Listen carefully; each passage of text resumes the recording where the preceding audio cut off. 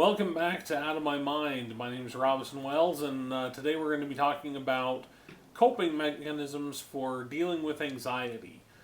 We had talked last week on Thursday about self harm and made the point that self harm is not by itself a mental illness, but what it is a coping mechanism that people use to deal with anxiety, whether that anxiety be panic disorder or OCD or an eating disorder or a borderline personality disorder. Um, these are ways of dealing with anxiety, and with self harm. What happens is that anxiety builds up, and then you need to have a release. And in my case, I dig into my scalp and until I can bleed from my head. Um, Other people have other things that they do that are negative, such things as cutting, uh, other forms of self harm. I used to punch myself in the face. People will burn themselves. Uh, there are a lot of bad ways that you can hurt yourself, all as ways of coping with anxiety. So, today, what I wanted to do is talk about what are some better coping mechanisms. So, first, let's start with some things that are bad. Uh, these are poor ways. So, number one, self harm. Self harm is a poor way to deal with anxiety. Number two, uh, eating is a bad way to deal with anxiety. Um, that is very common that people with mental illness uh, gain a lot of weight, and some of that is because of uh, the medicine that people with mental illness are on. A lot of that medicine has weight gain as a side effect. Also, the symptoms of a panic problem or an anxiety problem lead you to be less outgoing and less literally going out into the world. You tend to be more sedentary. And if you are treating your uh, anxiety with eating, you can gain weight very quickly. Likewise, a lot of people will self medicate with alcohol and drugs and smoking, and they will say, "I need this buzz to get me through these anxious thoughts that I'm dealing with," and that is very bad. That can lead all sorts of places when it becomes your vehicle to make you healthy, because that's ultimately what these are doing. Is you're trying to get away from the anxiety problems, and you're trying to become less anxious. And if you are becoming less anxious by impairing yourself uh, and damaging yourself, that is bad. The last thing that I would say as a bad anxiety coping mechanism, um, people joke about retail therapy. Um, this is a very real one for me, where if I am feeling uh, anxious or something, I will spend money. And maybe that money is just driving down to McDonald's to buy a Diet Coke. That's probably all right, it's probably healthy. Uh, but me saying I feel anxious, I'm going to blow $250 on games. I'm feeling anxious, I'm going to go to Eddie Bauer and buy 6 sweaters. All these things are real things that I've done. Um, and my wife is very forgiving, and a lot of stuff has been returned. Um, so, what are some positive coping mechanisms? Uh, the first one I would say is breathing. This is one that was actually really emphasized with my kids while they were going through the early stages of ADHD. And one of the mechanisms, one of the techniques was something called blowing out the candles, which I really like. You have your hands, your 10 fingers.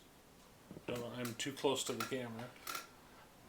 And what you will do is you will take a deep breath, breathe in as deep as you can,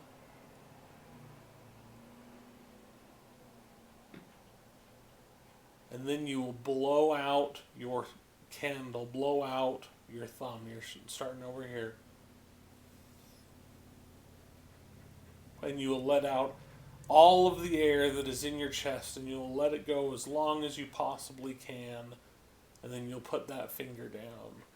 And then you take in another long breath, and then you blow out the second candle, which is this finger here. And it's really just a way to get you to slow down.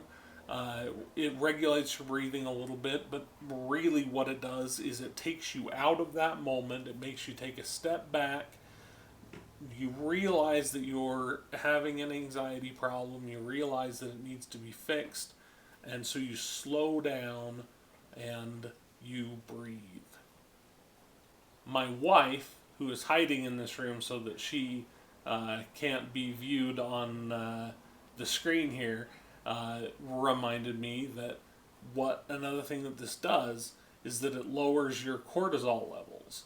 Cortisol is a hormone that pumps through your body, and it deals with your anxiety, and it makes you more anxious. Another one that is very useful is meditation. Now, meditation sounds weird. It sounds like an Eastern religion. It sounds like you are praying to the Buddha. When I was first introduced to meditation, that's really what I thought of it to be also, is that I was going to be getting in touch with my chakra, and it would involve lotus flowers and Vishnu, and it does not. Meditation is also really about taking a step back, getting your head out of that. We talked about the spiral of madness with OCD, and it's really about very similar things with meditation. What I do, really, my wife is the one who does it, and I interact with it. But I mean, all of these are her telling me, you need to do this, because when you're in the moment, you don't think, all right, well, let me make a list of my anxiety coping techniques. You don't say, I'm going to breathe slower, I'm going to eat better, I'm going to do whatever. You are freaked out, and you do other things. But what my wife reminds me to do is you go on YouTube and you just look up meditation, and there are a million different meditation YouTube channels, and all that you have to do is just get one and play it, and they will talk to you. There's usually some new age music playing a little bit in the background, or the sound of a river, or the sound of nature, whatever it is, and you listen to it, and it will calm you down, and you will breathe slower. Again, you'll knock those cortisol levels down, and it's easy. And there are meditations on there for meditating for an hour, but there are meditations there that are for 5 minutes. And there have been times when I have left work to go out and sit in my car, just because I need a place that is quiet. I'm fortunate now in the fact that I have an office where I can close the door, but I will do that also now, is I will close that door, I might turn off the lights and I will either do a breathing exercise or I will do one of these meditations, uh, or I will just be alone in the quiet in the dark and try to step away from that anxiety. One thing I use for this a lot is music. I will put on music, and it doesn't even really need to be music that uh, is like quiet and new age, like I talked about. It doesn't have to be that. It can just be music that makes you feel comfortable, music that makes you feel uh, peaceful, whatever music that is for you, whether that is Tchaikovsky or whether that is Linkin Park, whatever music it is that makes you feel comfortable and relaxed and that you can calm down when you listen to it, uh, that is the music that you should listen to. And I will very often come up here into my bedroom and lay down on the bed and put my iPhone on my chest and turn on music and just calm down. And it works great. Um, you might be able to hear her in the background here. My dog is panting, Annie. She is a great coping mechanism because she, in her service dog days, when she was more astute and on top of things, she would recognize that I was having problems and she would come, like when I would lay down, she would come and she would lay down on my chest and she would come and sit on my feet. She doesn't do that as much anymore, and it's really because she's older and she is in retirement and she's got kind of chronic health issues.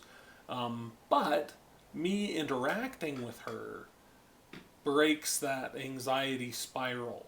Uh, it is very soothing to be with an animal, whatever animal it happens to be. If you're a cat person, a cat person. I know somebody who swears by their goat. Um, there is a lot of benefit to be gained from animals.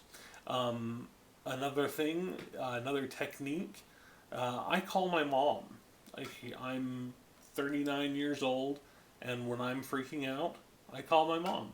And I just talk to her, and we talk about nothing.